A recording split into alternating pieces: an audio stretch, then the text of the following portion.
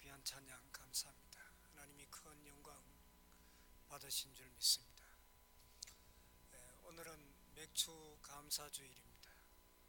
보리와 밀추수를 끝내고 양식을 주신 하나님께 감사하는 절기입니다. 비록 우리가 농사를 짓지 않기에 보리나 밀을 수확하지 않았다고 할지라도 우리의 삶 속에 감사할 일들이 수없이 많이 있을 것입니다. 지나온 반년을 생각하면 하나님의 은혜가 아닌 것이 없습니다. 성경을 읽어보면 감사하라는 말씀이 많이 나옵니다. 시편 100편 4절 말씀 보면 감사함으로 그의 문에 들어가라 이렇게 말씀하고 있습니다. 여러분, 성전에 오실 때는 감사함으로 성전 문에 들어와야 됩니다. 왜냐하면 우리 인생에 많은 문제가 있지만은 그 문제를 가지고 주님 앞에 나와 문제를 내려놓고 기도하면 하나님께서 응답하시고 해결해 주시기 때문입니다. 그래서 성전에 들어올 때는 어떤 문제가 있다고 할지라도 감사함으로 하나님 앞에 나와야 될 것입니다. 데살로니가전서 5장 18절에 범사에 감사하라 이렇게 말씀하고 있습니다. 범사에 감사하라 하는 이 말씀은 명령형으로 되어 있습니다. 반드시 우리는 어떤 상황 가운데서도 감사하는 삶을 살아야 됩니다. 오늘 본문 말씀에도 감사함을 넘치게 하라 이렇게 말씀하고 있습니다. 정말 항상 기뻐하고 범사에 감사하는 것이 가능한 말씀입니까? 신방을 해보면 병상에 누워 계시는 분들이 감사하는 모습을 많이 보게 됩니다. 그분들은 내가 이 병 때문에 더욱더 하나님의 사랑을 깨닫게 되고 하나님께 더 가까이 나아가게 되어서 감사합니다. 말할 수 없는 고통 가운데도 하나님이 나와 함께 하심을 깨닫게 됩니다. 이런 고통 가운데도 감사합니다 하는 그런 말을 들어볼 때 제가 신방을 하면서 큰 은혜를 받습니다. 여러분, 감사는 우리가 선택하는 것입니다. 힘들고 어려울 때 불평하고 원망할 수도 있고 그럼에도 불구하고 하나님 앞에 감사할 수도 있는 것입니다. 좋은 일이 있을 때 많은 사람들이 감사합니다. 승진을 해서 합격을 해서 감사헌금 하는 분들은 많이 보게 되는데 내가 병들어서 또 실패해서 감사합니다 그러고 감사헌금 하는 분들은 제가 아직 못 봤습니다. 여러분, 우리가 힘들고 어려운 고난 가운데서도 감사할 수 있어야 됩니다. 감사는 환경에서 오는 것이 아니라 우리의 마음에서 우러나오는 것입니다. 감사는 선택인데 어떻게 하면 넘치는 감사를 할 수가 있겠습니까? 하나님께서 내가 너를 지을 때 감사할 수 있는 존재로 창조하셨다는 것입니다. 우리는 하나님의 형상대로 지음받았습니다. 그래서 우리는 감사하도록 창조된 하나님의 피조물입니다. 반대로 자유를 주셔서 감사하지 않을 수도 있습니다. 감사하라고 했는데 사실은 내가 누구인지 알아야 제대로 감사할 수가 있습니다. 나는 어떤 존재입니까? 하나님의 형상대로 늘 어떤 상황에서도 감사하도록 지원받은 존재입니다. 그래서 매일매일 내가 감사를 선택하는 훈련을 해야 됩니다. 감사는 영적인 전쟁입니다. 내가 감사를 선택하지 않으면 영적인 면에 실패할 수밖에 없는 것입니다. 그러므로 먼저 우리가 생각하게 되는 것은 감사가 지배하도록 자신을 늘 훈련할 수 있기를 바랍니다. 왜냐하면 우리는 감사하도록 지원받은 존재이기 때문에 그렇습니다. 우리 모두는 어떤 상황 가운데서도 감사할 수 있는 사람입니다. 그런데 감사하지 못하고 오히려 불평하고 원망하고 그렇게 살면 너무나도 억울한 것입니다. 모든 사람은 이 땅에 살면서 수많은 사람들을 만나게 됩니다. 그리고 어쩌면 그 사람들의 영향을 받으면서 살아갈 수밖에 없는 존재입니다.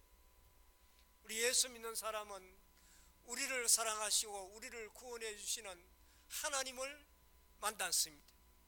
그리고 가족, 친척, 친구, 그리고 직장, 사회에서 많은 사람들을 대하고 만나며 살아가고 있습니다.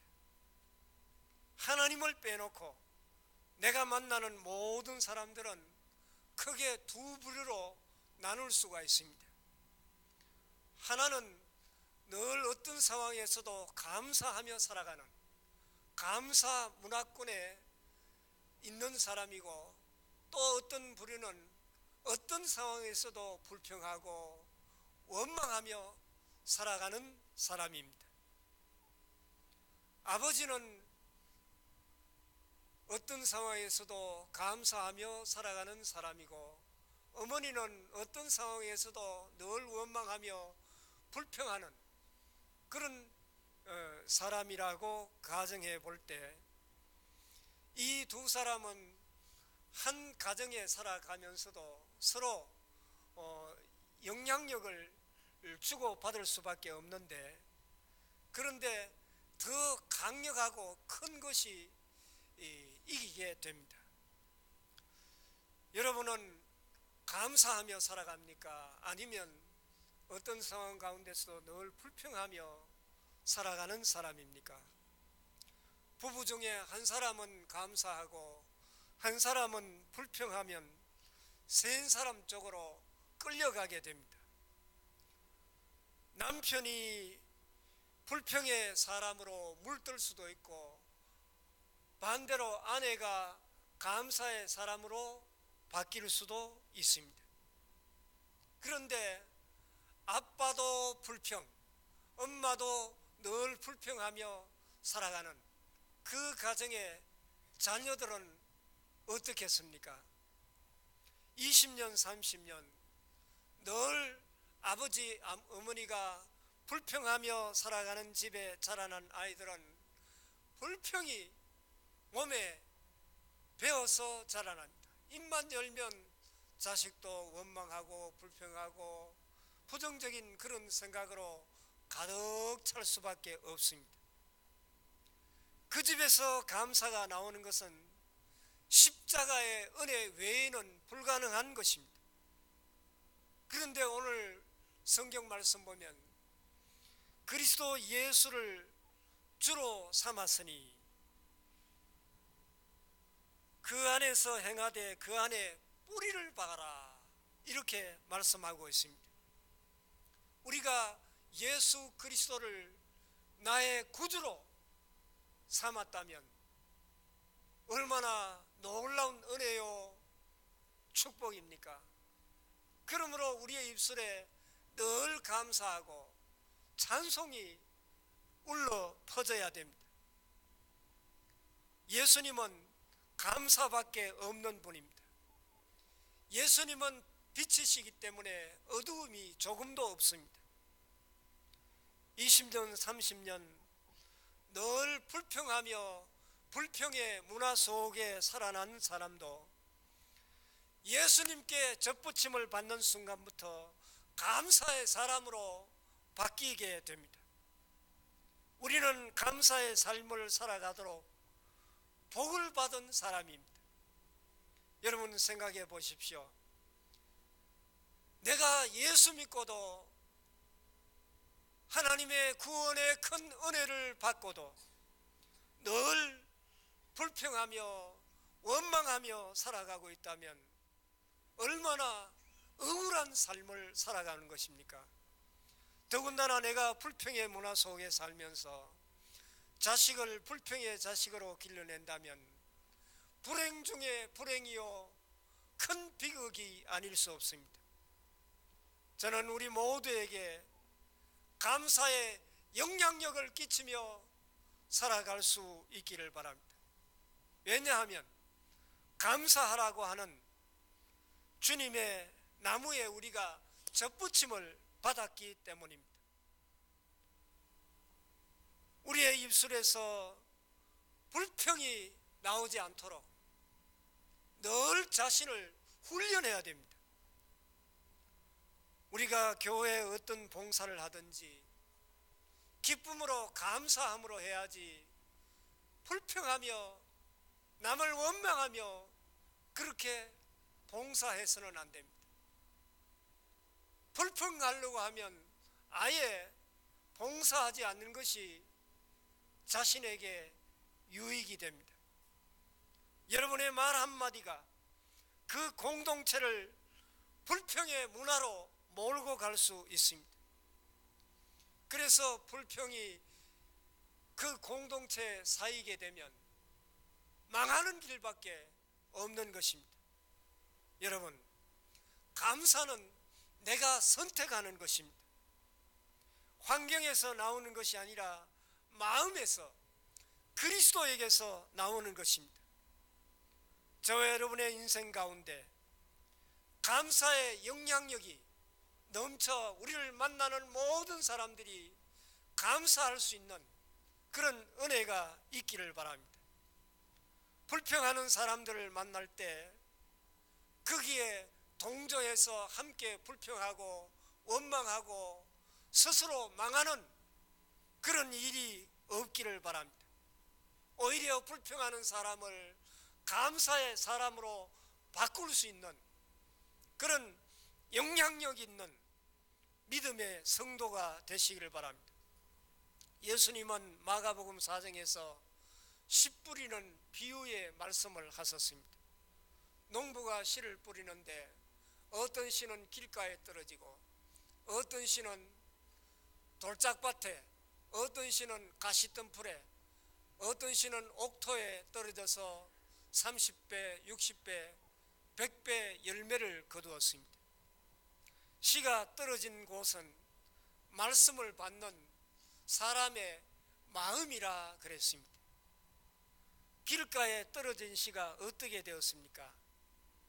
이 사람은 씨가 들어갈 수 있는 그런 옥토가 되지 못하고 마음이 딱딱하게 굳어 있어서 어떤 말씀이 뿌려지든지 즉시 새들이 와서 그 말씀을 빼앗아 가버렸습니다.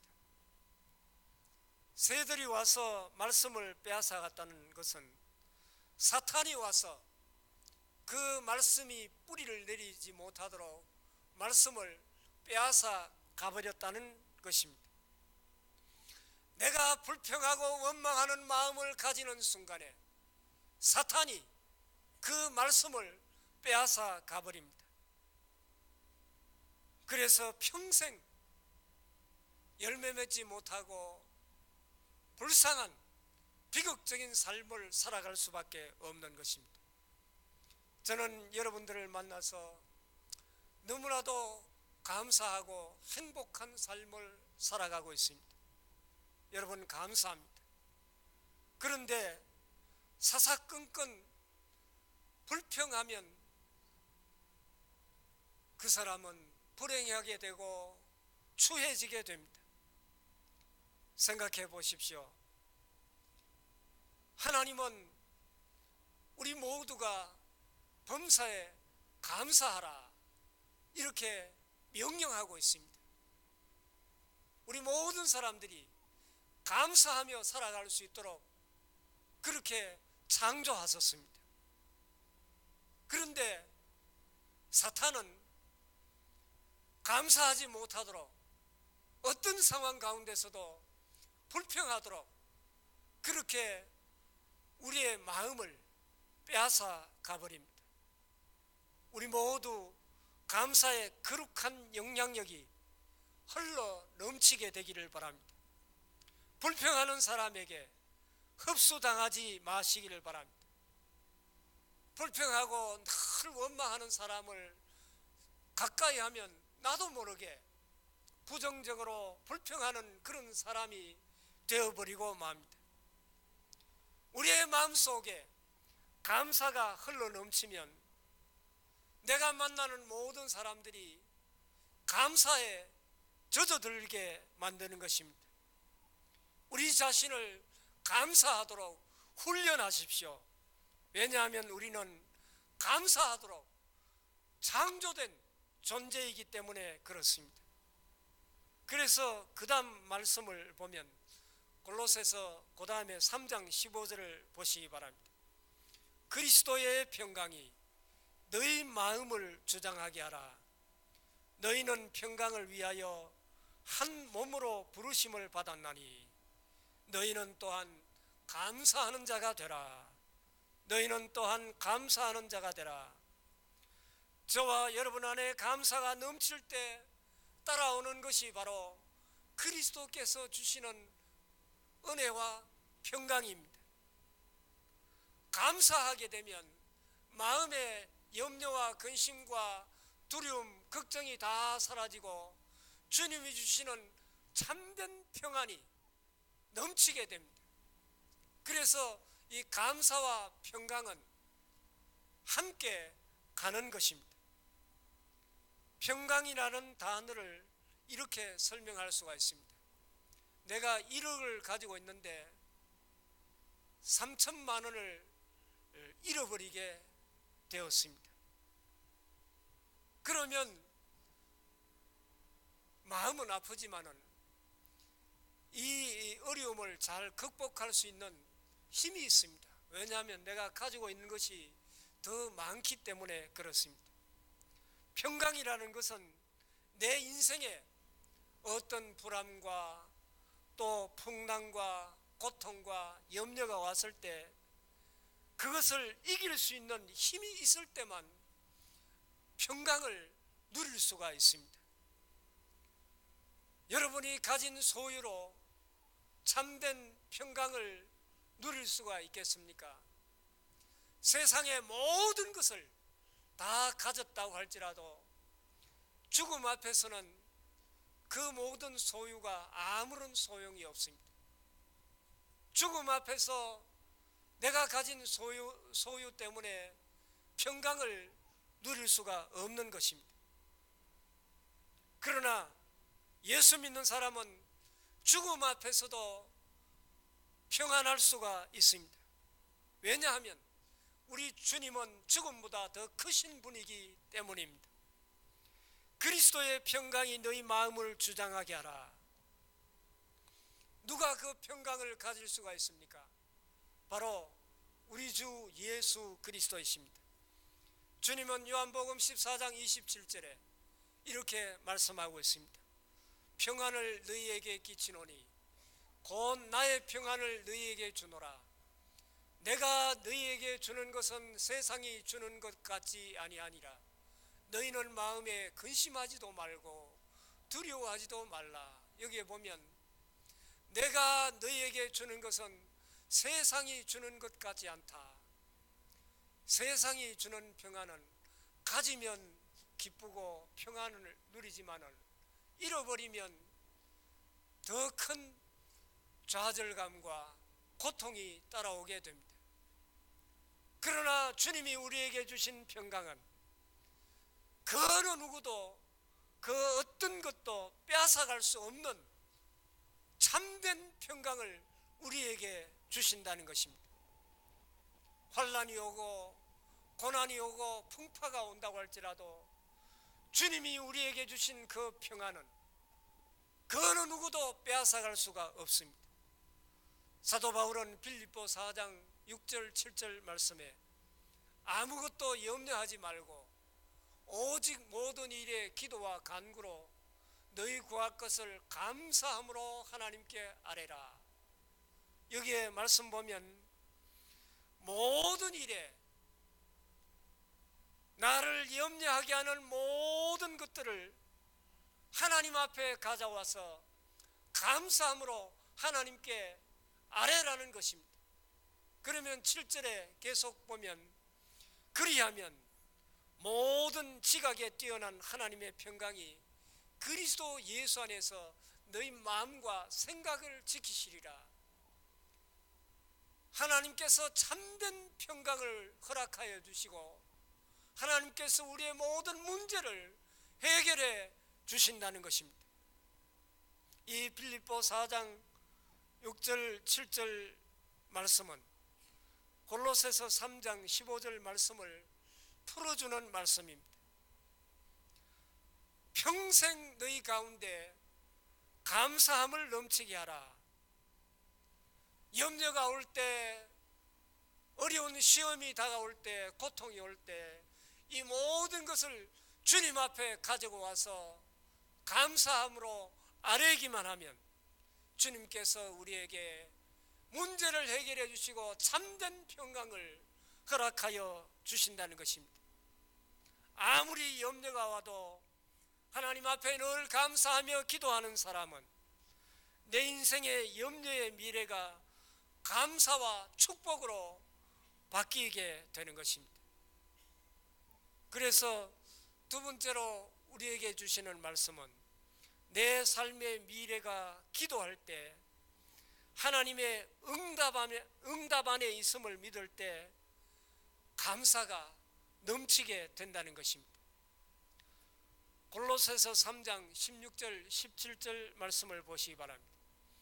그리스도의 말씀이 너희 속에 풍성히 거하여 모든 지혜로 피차 가르치며 권면하고 시와 찬송과 신령한 노래를 부르며 감사하는 마음으로 하나님을 찬송하고 감사하는 마음으로 하나님을 찬양하고 또 무엇을 하든지 말에나 일에나 다 주 예수의 이름으로 하고 그를 힘입어 하나님 아버지께 감사하라. 여러분, 여기에 말씀 보면 무엇을 하든지 하나님 아버지께 감사하라 이렇게 말씀하고 있습니다. 골로새서는 사도 바울이 감옥에서 옥중에서 골로새 교회 성도들을 향하여 보낸 편지입니다. 사도 바울은 지금 감옥에 갇혀서 언제 죽을지 모르는 그 절박한 상황 속에 놓여 있었지만은 그럼에도 불구하고 그의 마음속에는 감사로 충만했고 골로새 교회 성도를 향하여 하나님 아버지께 무엇을 하든지 감사하라 이렇게 말씀하고 있습니다. 무엇을 하든지 하나님께 감사하라고 하신 그 근본적인 동기가 무엇입니까? 사도 바울은 그리스도 예수를 자신의 구주로 받았기 때문에 그 크신 하나님의 사랑과 하나님의 은혜와 구원의 축복이 너무나도 크고 감사해서 비록 감옥에 갇혀 있지만은 그 믿음을 깊이 뿌리를 받고 어떤 상황 가운데서도 감사해야 될 것을 말씀하고 있습니다. 우리가 아무것도 가진 것이 없다고 할지라도 하나님께서 우리에게 하신 일 때문에 우리는 범사에 감사할 수가 있습니다. 사실 생각해 보면 우리의 인생 자체가 은혜 아닌 것이 아무것도 없습니다. 하나님의 은혜로 있을 데 없는 자 왜 구속하여 주는지 난 알 수 없도다. 할렐루야. 주님 앞에 망하고 심판받고 영원한 형벌을 받을 내가, 나 같은 죄인이 예수 믿고 구원받은 그 은혜가 얼마나 큰지 우리는 주님 앞에 겸손하게 무릎을 꿇고 주님의 이름을 높여드리며 찬송하며 감사하지 아니할 수가 없는 것입니다. 기독교는 만족을 가르쳐주는 종교가 아니라 내가 어떤 형편에 처하든지 자족하기를 배웠노라. 바울은 그렇게 고백하며 어떤 상황 가운데서도 만족을 가르쳐 주고 있습니다. 사랑하는 교회 여러분, 내 삶이 전적인 하나님의 은혜임을 항상 고백하시기를 바랍니다. 우리가 눈을 뜨면 살아있음에 감사해야 됩니다. 내가 지금도 숨 쉬고 있는 것 얼마나 감사합니까? 저는 비염이 심해서 코로 숨 쉴 수 있는 그 자체가 얼마나 감사한지 순간순간 코로 숨 쉬면서 하나님 감사합니다. 여름에는 괜찮은데 겨울 되면 코에 피가 자주 나고 늘 코가 막혀서 어려움을 겪습니다. 세 번째로 내 삶 전체가 하나님의 은혜임을 깨달을 때 우리는 늘 하나님 앞에 감사할 수가 있습니다. 나 같은 죄인 살려주신 그 은혜 위에 나를 올려놓는다면 우리는 평생 하나님 앞에 감사할 것밖에 없는 것입니다. 사랑하는 교회 여러분, 저와 여러분의 가슴 안에 하나님의 은혜로 있을 데 없는 자, 이 찬송이 주 앞에 드려지기를 바라고 이 가슴으로 찬송을 부를 수 있는 믿음을 가지게 되기를 바랍니다. 고린도전서 15장 10절에 바울은 이렇게 고백합니다. 그러나 내가 나된 것은 하나님의 은혜로 된 것이니, 내가 나된 것은 하나님의 은혜로 된 것이니 내게 주신 그의 은혜가 헛되지 아니하여 내가 모든 사도보다 더 많이 수고하였으나 내가 한 것이 아니요 오직 나와 함께 하신 하나님의 은혜로라. 나와 함께 하신 하나님의 은혜로라. 바덴이라고 하는 청년이 여관에서 하룻밤을 잤는데 자고 일어나서 나오려고 하니 신발이 없어졌습니다. 신발이 없어져서 하나님, 내 이 가난한 자의 신발을 누가 가져가게 그냥 내버려 두십니까? 그렇게 하나님을 원망하기까지 했습니다. 여관 주인의 헌 신발을 빌려 신고 마침 주일이라 교회에 갔습니다. 그런데 교회 자기 옆에 앉아서 눈물로 하나님 앞에 감사하며 기도하는 사람이 있기에 누가 이렇게 열심히 기도하나 보니까 두 다리가 없는 사람이었습니다. 두 다리가 없음에도 불구하고 하나님 앞에 생명을 주시고 교회에 나와서 예배할 수 있게 해주시니 감사합니다. 하나님 앞에 감사하며 눈물로 기도하는 모습을 보면서 큰 충격을 받았습니다. 저 사람은 신발을 잃어버린 정도가 아니라 두 다리를 다 잃었음에도 불구하고 저렇게 감사하며 하나님께 영광을 돌리는데, 저 사람은 신발이 있어도 신을 수가 없는데 저 사람에 비하면 나는 신발을 잃었지만은 신발은 다시 사면 되지 않겠는가? 괜히 남을 저주하고 하나님까지 원망했구나. 회개하고 그 후부터 바데는 그의 인생관이 완전히 바뀌어졌습니다. 자기에게 없는 것보다 있는 것이 더 많다는 사실을 알게 되고 매사에 긍정적이고 적극적인 그런 삶으로 바뀌어졌습니다.